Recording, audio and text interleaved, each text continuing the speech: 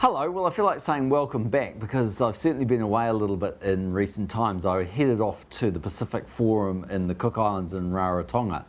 Had a good time over there seeing the leaders from around the region. Unfortunately for Julia Gillard, she tragically had to return back to Australia earlier because they had the loss of 5 soldiers in one particular day in Afghanistan and 2 different issues, as I'm sure you're aware. And so our real thoughts and sympathies went in and continue to go out to the families of those that lost their loved ones. It's been a tough time in Afghanistan for Australia and New Zealand, and indeed for all of the countries in the ISAF and coalition forces. So that was the real low point of what was otherwise a good meeting. An opportunity for us to play our part, I think quite a leadership role in the Pacific. In the area of Fiji, I think we're making some progress towards trying to see the restoration of democratically held elections in Fiji, and New Zealand's moving to a slightly more neutral position on its sanctions against Fiji. They're now fairly limited, simply to travel around the real immediate members of the regime. So we'll be giving a lot of financial support and encouragement to Fiji to hold those elections and sooner as opposed to later. So I was home for a few days and then off again, firstly to Vladivostok in Russia, and for the APEC meeting. Leaders started going to APEC in 1993, so that was theoretically my 5th APEC. I didn't actually quite get there last year when it was hosted in Honolulu by President Barack Obama, but to all the others, I've been to Lima in Peru. You might remember I went there literally about a day after I was sworn in as Prime Minister, and then it was off to Singapore, I think it was, or Yokohama in Japan, then Singapore, then as I say, should have been in Hawaii, and now it was Vladivostok. So just to talk you through the kind of logistics of what was there, you get leaders from 21 economies around the world. It's 19 countries and a couple of economies because Taiwan turns up, as does Hong Kong.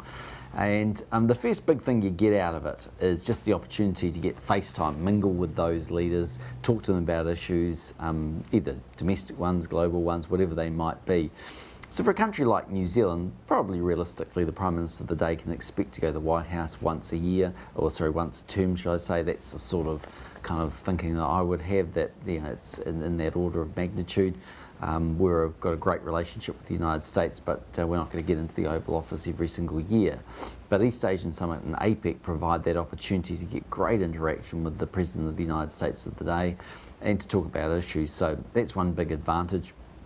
Also at those meetings obviously is the President of Russia, the President of China. So a lot of countries where we have significant interest in having discussions over a wide range of issues, but not necessarily immediately easy to get in, get FaceTime with them. Secondly, APEC's very much about economic development, economic integration. So the big issue there at the moment is trying to build a free trade agreement between now 11 of those 21 countries, and that's called the Trans-Pacific Partnership. We've been taking a leading role in those negotiations. We've had, I think it's 14 rounds of negotiations and discussions with our officials.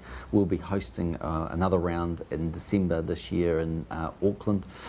So we're doing pretty well. We are getting there. We've closed off a few of what's called the chapters. There's 29 chapters, so 29 areas where there's sort of unique specific groupings. 3 of those have definitely been sort of all agreed. Quite a few of the rest have progressed. They've got 1 or 2 small issues to resolve, and then there's some other chunky issues we really need to get through.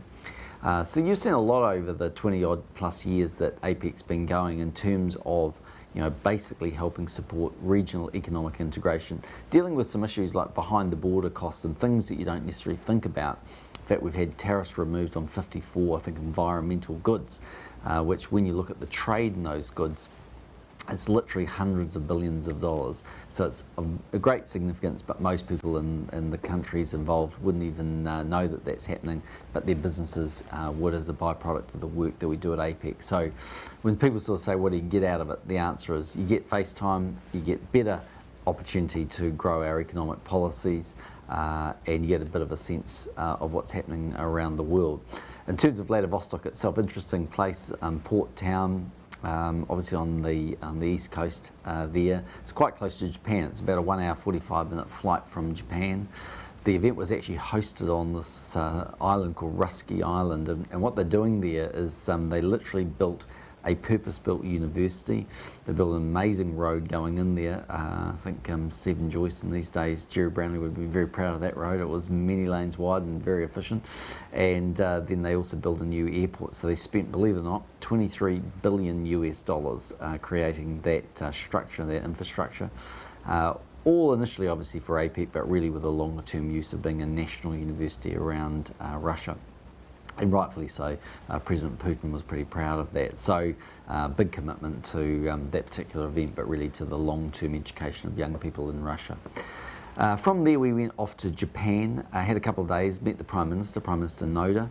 That was good to have an opportunity to talk to him about some big issues. They are thinking about joining TPP. That would be a big step for Japan, but one that we would very much welcome. They're the third largest economy in the world, so they're a significant trading partner for New Zealand already. They've been a significant investor in New Zealand for now the better part of 40 years, and we have a very strong relationship with them. One of the other reasons we went, and we took 11 school children, each one from a variety of different schools around Christchurch, was to really pay our respects and have a small memorial service up in the Sendai region and the Tohoku region to basically mark the earthquake and tsunamis that had taken place there. Obviously and symbolically with the young people from Christchurch who also suffered clearly the earthquakes. So it was quite a moving day, opportunity to see the progress they're making. I think as you probably saw from the television reports, they too face some of the challenges we do in New Zealand, but it was a great moment and a time for us to thank their urban search and rescue team for coming down to New Zealand when we needed their support for the earthquake, and equally to acknowledge that we had done the same thing sending our team up there. You'll also remember another sort of link, tragically, was that the CTV building claimed the lives of 28 young Japanese people who had been studying in Christchurch. So again, an opportunity to pass our condolences to those families on Japanese soil.